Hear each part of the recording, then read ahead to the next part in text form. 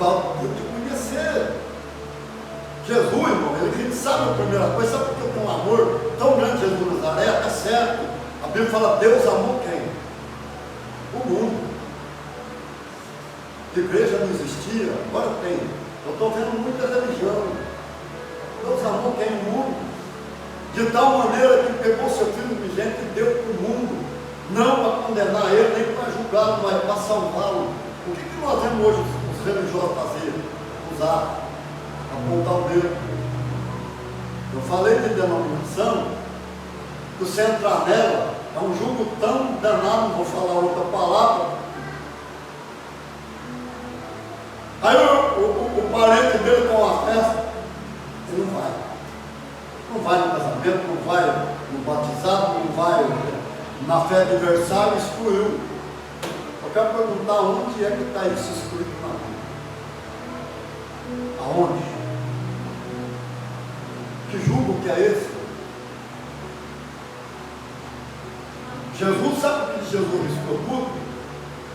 Quando a Trindade fez uma reunião lá no céu e falou, quem é que vai? Quem é que vai? O Deus Filho falou, eu vou.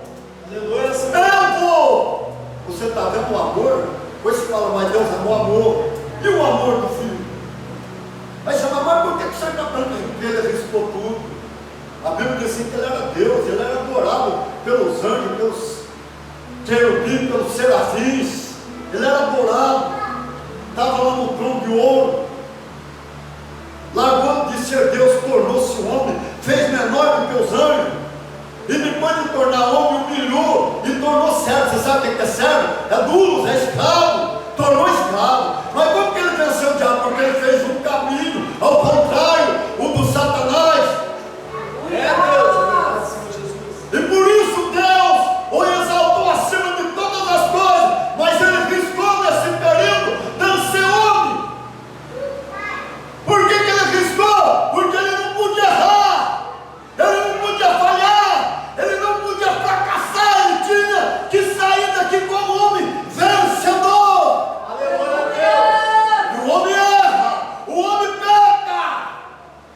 Por isso, quando ele veio, ele disse, todos que vieram antes de mim erraram, sem exceção. É, Jesus. Por que está falando isso? Olha, eu falei dos ataques de Satanás. Você viu falar quanto ataque o diabo deu? O diabo deu um ataque tão forte. Quando Jesus estava jejuando, orando lá os 40 dias, 40 noites, o diabo não mandou potestade, nem principado, nem demônio, anjo caído, ele não mandou ninguém. O Lucifer falou, eu vou.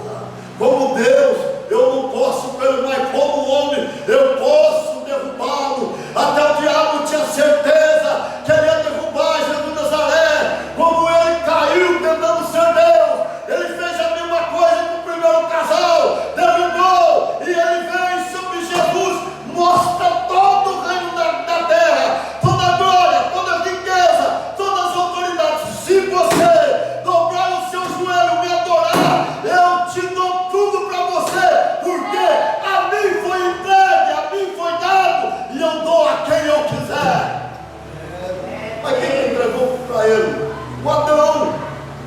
Como Adão come do fruto da árvore da ciência do conhecimento do bem e do mal, não obedeceu no seu jardim oculto, passou a existir 3 mortes. Você fala, a morte não é 3: espiritual, a morte física e a morte eterna.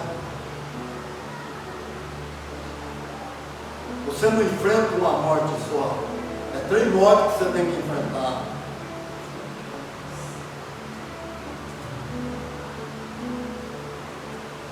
Você está vendo como o diabo falou, agora eu faço Jesus pecar?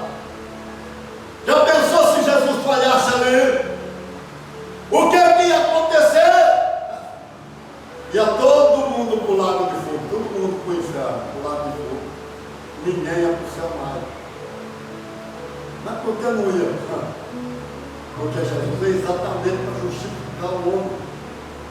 E sem ele fazer o sacrifício, Você podia gritar que você acreditava em Deus, você adorava Deus, você ia pular de fogo. E não foi só aqui não, aqui foi um ponto, mas tem mais pontos de ataque. E outro ataque mais forte foi lá no Getsemane. Meu irmão, foi a maior opressão que um ser humano aguentou. E lá na cruz, quando Jesus estava, ele usou tanto as autoridades como também usou a humanidade para falar com ele, para ele descer da cruz. Porque o diabo queria que ele descesse.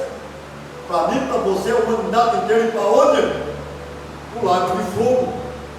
E como que Jesus riscou? Se ele falhasse, presta atenção, se ele falhasse, ele não poderia voltar lá e falar com o Pai e com o Espírito Santo: eu quero o meu lugar de volta, eu sou o Deus filho. Não, ele não podia. Você está entendendo o amor que ele teve por nós? O dia que chegar lá, eu estou falando ainda da justificação que ele fez na cruz. Eu não vou entrar lá por mérito do meu não, porque eu sou bonzinho, eu faço tudo certinho, não. Eu vou entrar lá porque ele me justificou. Aleluia! Ele pagou o preço. Eu não tinha identidade, eu era escravo do Satanás, você também, mas ele pagou o preço da redenção. Você sabe o que é o remidor? O remidor vai lá, paga o preço, compra de volta, devolve a identidade para a pessoa, devolve os seus direitos. Aleluia! E honra a pessoa novamente. Glória a Deus. É só pegar o Boaz e a Ruth e você vai entender o que é um remidor. Como é que Israel lá no Velho Testamento foi salvo? Eles acreditavam que Jesus viria redimir, e nós acreditamos que ele já nos remiu. Aleluia. Glória a Deus. Glória a Deus. Aí o que aconteceu? Lá no Getsemane, Jesus podia ter falhado de novo. Você sabe onde foi a vitória do Cristo? Foi no Getsemane. O Monte das Oliveiras, porque era plantado até hoje. E não mudou o processo lá não. O processo lá é aquele antigo mesmo, moído na pedra. Saía 4 tipos de extração de azeite. 4 tipos. Então era ali um lugar exemplar para Jesus passar por opressão. Você fala, não, mas depressão, o que é opressão? O que é opressão? A maior depressão que ele sofreu foi ali. Ele foi oprimido, ele foi exprimido como azeitona. Então logo mesmo foi a maior opressão que um ser humano já passou e resistiu. Foi tamanha opressão que nós temos aqui na nossa veia, na nossa veia minúscula. Você não consegue enxergar com o olho nu, a não ser com o microscópio. É tão fina que ela é, essas veias, que a maior opressão, elas se estouraram e elas entrou na glândula sudorícola.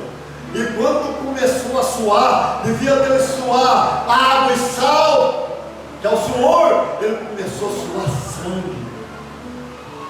E o profeta Isaías diz que desde Getsemane começou a ficar um rastro de sangue até o Calvário. Meu irmão, ele falou, ele tinha 12 amigos, mais 3, ele sempre chamava por orar por ele, que eram os mais chegados. Desses 3 mais chegados, tinha o Pedro, o Tiago e o João. E desses 3 mais chegados, o mais chegado é o João. Quanto mais você aproximar de Deus, mais intimidade e relacionamento você vai estar com ele. Mas por que o João é o único apóstolo que ficou? Por causa da aproximação, a intimidade. Ele sentava no colo de Jesus, ele punha a cabeça aqui no peito de Jesus, ele escutava o chuar do sangue aqui dentro. E por isso quando Jesus falou, se eu quero que este fica, ele fica. Nem o tacho de azeite fervendo conseguiu matar o João.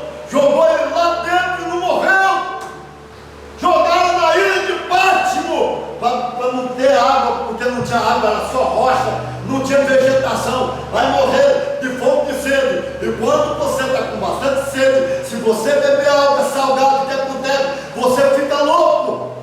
Mas era o dia do Senhor, no domingo, o João escuta uma voz: sobe cá! E foi revelado o livro da revelação, ou o Apocalipse.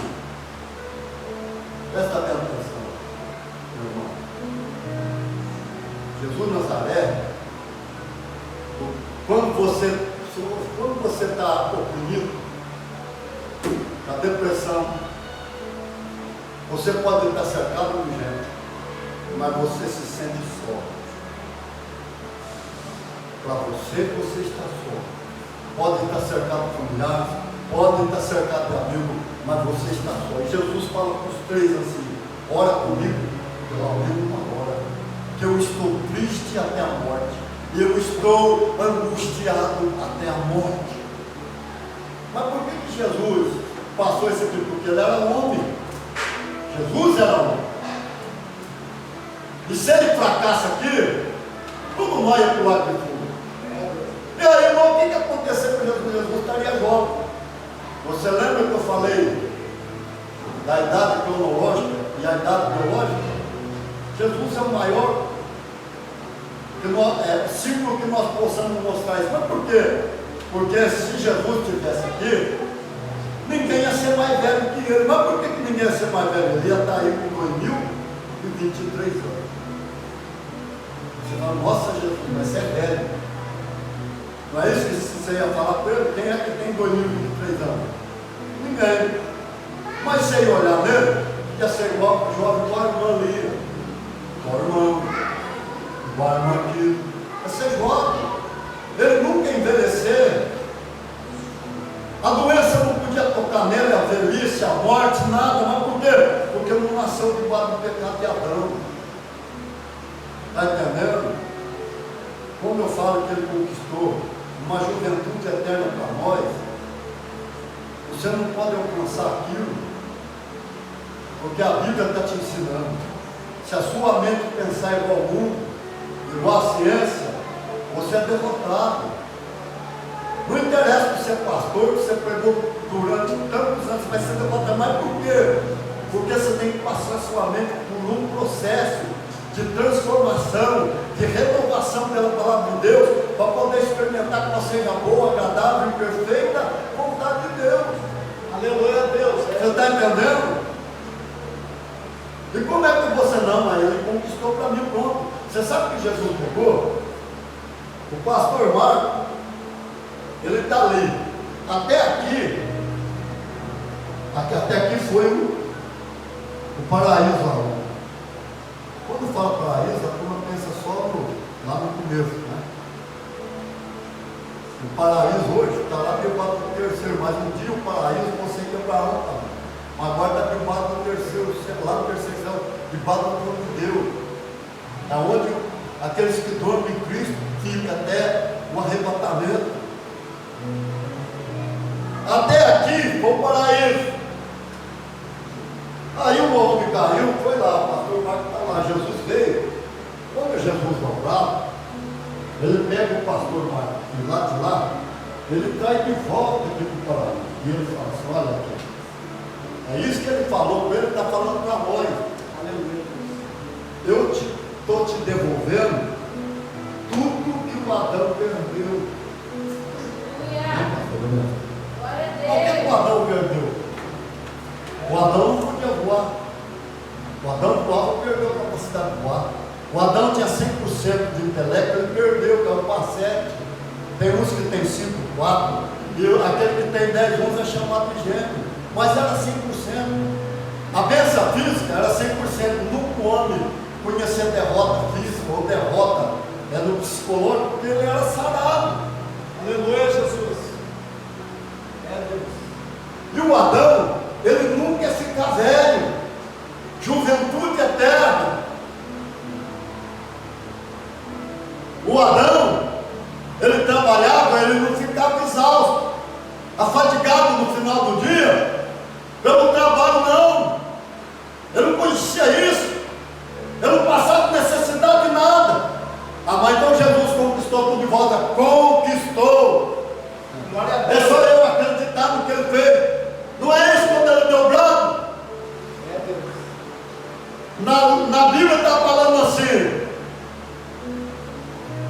que ele deu um grito: está consumado.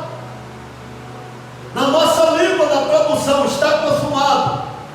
Na língua original, está consumadamente consumado.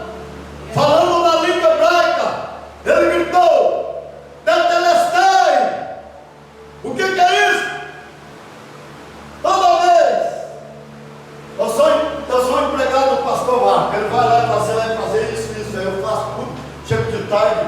O que eu falo para ele? Agora não, naquela época eu falava: tetelestai. Eu estava falando para o meu patrão assim: eu fiz tudo que o senhor mandou.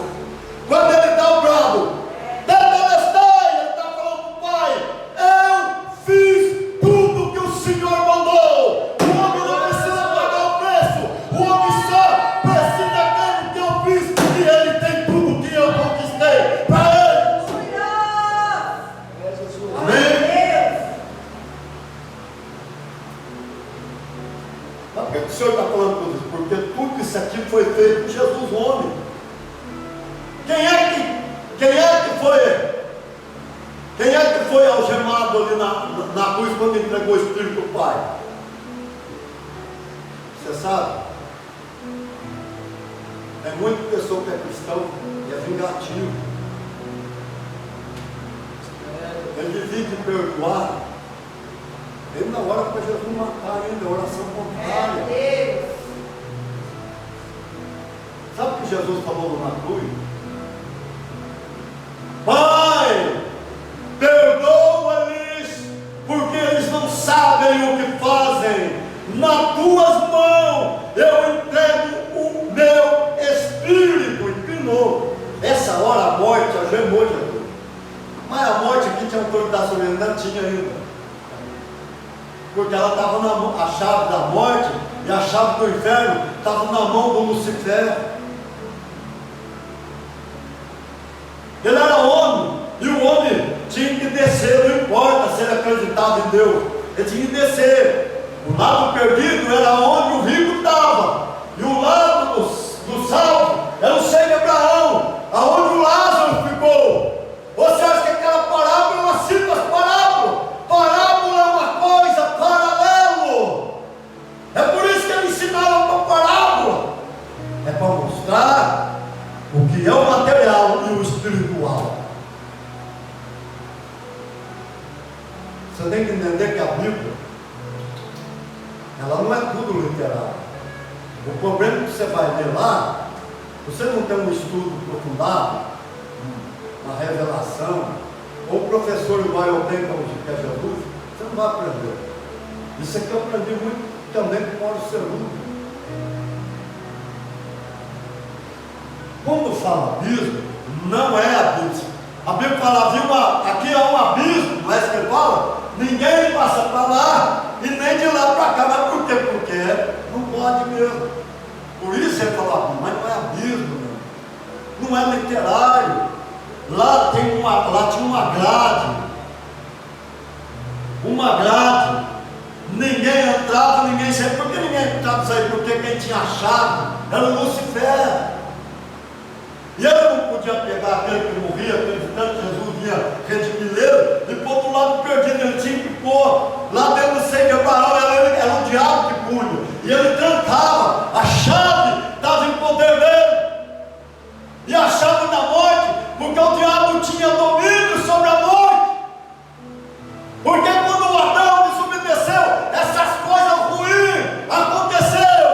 E aí você está entendendo agora porque eu falo que lá no paraíso, o Adão era o Senhor, o diabo era o escravo. E a partir daquele momento, o diabo passa a ser o Senhor, o homem passa a ser o escravo. Todo mundo descia. Chega de pregar religião. Eu quero ver que se alguém me explica melhor do que eu, aonde é que está a chave do inferno, que Jesus foi tomar a chave do inferno, era grande, que o diabo tinha poder na sua mão. Jesus pagou o preço quando deu brado, e ele desceu gemado pela morte.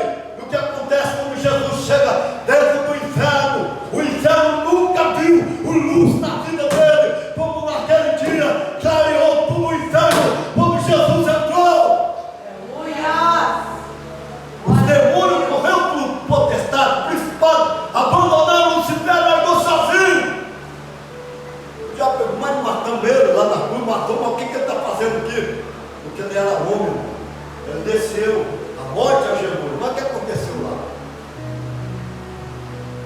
aconteceu mesmo com a promessa lá para a mulher? Ele fala, vai ter inimizade entre a tua semente e a semente da mulher, ou descendente, é Jesus. Você vai ferir o calcanhar dele e ele vai pisar no teu cabeça. Mas onde o diabo feriu o calcanhar de Jesus? A morte de cruz. E agora, Jesus fala para Lucifer, vem cá, Lucifer. Lucifer, que é que eu não queria ir, mas é como um poder, a força. Catou ele por aqui e pôs ele na frente de Jesus de joelho lá, esticado. Eu não, esticado, inclinou. Jesus pisou. Dá-me a chave da morte e do inferno que a mim me pertence. Glória a E o diabo entregou e Jesus, meu irmão, ele ergue a mão dentro do inferno e dá um grito: é-me dado todo o poder no céu, na terra e dentro do inferno. Aleluia! Aí ele vai lá e solta, ele prega primeiro os espíritos submetiendo o dilúvio. Está lá na carta de Pedro, ele prega, mostrando para eles que era o Senhor que vai estar sentado no trono branco para julgá-lo. Ele vai lá, pega a chave do inferno e abre a grade. Ele fala: vocês estavam me esperando, eu cheguei. Aleluia! Glória a Deus. Isso aí vale até para nós. Mas falando que vale para nós, porque se ele não tivesse feito isso, não ia descer para ela também. Quando nós passar pela morte, mas não, agora nós somos. Está entendendo? Eu quero encerrar a parte aqui do homem, porque ainda vai ter um pedacinho, mas daí eu vou falar com Jesus. Você sabe por que foi difícil para fazer Jesus ressuscitar? Porque eu não falei que ele era Deus e tornou homem, esvaziou da divindade, livrou da divindade, ele era homem, 100% homem. Mas como é que os pensamentos vinham até Jesus? O Espírito Santo trazia. Por que a Bíblia fala que Jesus, quando João batiza ele, o Espírito Santo desce como forma corpo de uma pomba? E a Bíblia fala que cheio do Espírito Santo ele vai para o deserto. Jejum 40 dias e 40 noites, o diabo tenta ele, aí ele vence o Satanás pela palavra, o diabo usa a palavra, ele também usa, e vence o Satanás de volta. E quando ele regressa para Galileia, a Bíblia diz que ele regressa cheio do poder do Espírito Santo. Mas por que ele dependia do Espírito Santo? Porque ele era homem. Mas quem que trazia os pensamentos do coração dos escribas, lá dos fariseus para ele? O Espírito Santo. Por isso ele disse: aquele que crê em mim fará mesmo as obras que eu faço, e fará maiores do que esta, porque eu vou à direita do Pai. Aleluia! Você está vendo como venceu tudo como homem, mas só que eu não vou falar hoje da morte. Eu vou ler, e eu vou mudar o texto aqui já na hora, porque aqui eu vou passar por lado da história da igreja. Eu vou ter 2 meses para pregar sobre Jesus, Deus, mas ainda tem um pedaço do homem aqui. É claro que eu vou confrontar muita coisa. Não vou pregar porque ele mandou. E eu queria ter pregado até antes. Ele falou: não é hora. Eu estou pregando, ele um dia sentado, ele falou: agora a próxima, você vai qualquer. Eu jamais vou pensar que eu ia emendar. Eu vou mostrar para você o que é religião.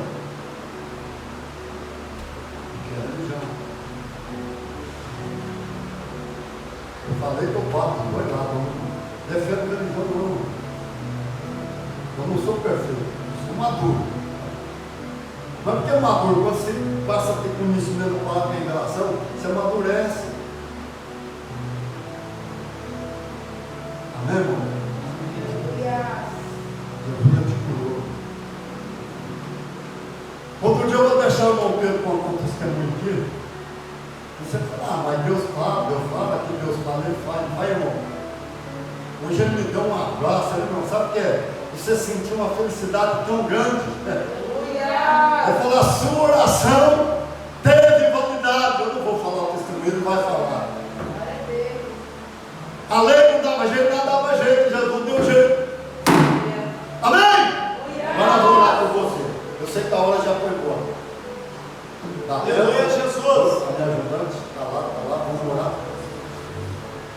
Lembra de uma coisa? Você sabe o que faz eu pregar? O que faz eu pregar não é o dinheiro. Se fosse por dinheiro, eu parava. Eu tinha parado há muito tempo. E eu já tentei parar uma vez e ele não me deixou. Ele usou pessoas de tudo quanto é jeito para vir falar comigo. Aí eu comecei a entender o ministério que eu tinha na minha vida. Eu falei, não posso parar. Jamais. Está entendendo? Então, por isso que eu estou orando. Vamos orar. Peça aí com Deus. Ali, ó. Eu fico contente quando eu vejo aquele meu filho nascer. Tá certo que eu não ganhei para Jesus lá atrás, mas com 16 anos pode ver que ele veio. Ou eu ouvindo lá no. Eu fui lá no. Como chama? Esqueci o nome da vila lá em cima. Eu cheguei, ele estava de joelho, aí meu irmão Francisco chamou, vem cá que ele está reconciliando com Jesus. Eu fico feliz quando vejo Jesus. Eles são pastores. Pastor, eu vou pregar lá no domingo. Logo nós vamos marcar, tá bom? Não esquece não. Agora, entre safra, agora eu vou pregar. Tá bom? Eu posso deixar que eu vou honrar vocês dois lá. Amém? Fala com fé que Jesus Nazaré vai operar.